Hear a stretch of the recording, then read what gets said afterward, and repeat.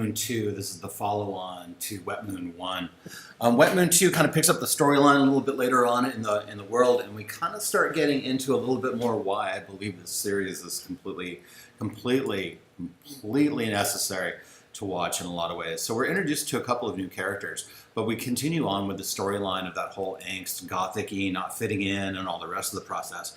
But what's interesting though, because when you're a kid, you're just trying to figure all the things out and figure out where you're at, what you're doing, who you love, who you don't love, what you like, and all the rest of it. And this kind of puts the character, this ups the game in the comic book a little bit more. We're finding out that, you want to be a thing, well, maybe you can't be a thing, and you have people telling you you can do a thing, people telling you you can't do a thing. And what kind of ends up happening is that we find out who we are, what we're about, and then we get caught in some really creepy situations.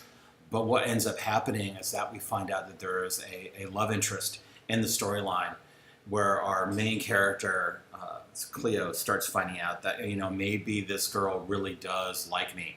So you start getting into that whole process of who do you love, and this is why this storyline continuation is really kind of important on the whole idea of where we go from here.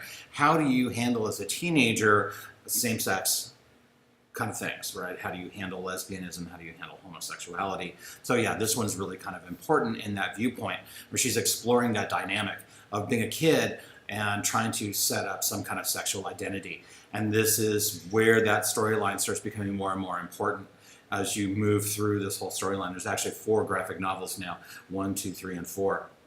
And again, all of them are on Comixology if you want to sit down and you actually want to read them. But it's really kind of interesting. We've all been at that point where we're exploring our own processes, who we are, and what we're all about. And Sophie really does capture that whole process in terms of how we do things, why we do things the way we do, friendships, and how people interrelate to each other. Thank God it's 2017 when this was recorded, kind of thing. Go back to the 80s, go back to the 70s when it was a lot more weirder to actually be here. Now we're a lot more tolerant and accepting culture, and I think in a lot of ways. So when Sophie actually wrote this, we were seeing that cusp of that acceptance movement, and I think that's really a beautiful thing to kind of capture in this.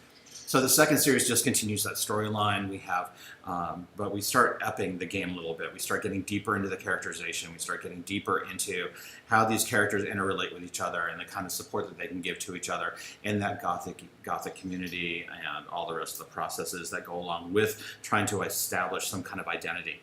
So I definitely go back and read this one. This one I actually had to read twice because there's so much nuance in here. And again, the artwork is beautiful. The lettering is easy to read. Very well done. Again, a 5-star comic book. Something you definitely want to sit down and spend some time with. So definitely go back through and review this comic book as you've got time. But again, Sophie's done a really good job on this. Again, I cannot thank Sophie Campbell enough for kind of having something like this out in the open market right now, because in my personal opinion is that it's super important. Because we are a society in flux right now, and the fact that she was writing this a long time ago makes it even more poignant for today. So definitely go back through and read this. But this is where the storyline starts getting a little bit darker for people. How do you cope when you are beyond the norm and you are in high school? It's a tough thing. Some of us have been there. I was there, the nerd kid. Some of my other friends have been there. Gay people that I knew in high school that really couldn't come out and say anything. So again, go back and watch this one. This one's well worth reading. Again, it's on Comixology. It's on Amazon. Go buy a fresh copy from your local comic book store. Definitely go support this one. Again, because I do believe that it's a really seminal and critically important comic book to read.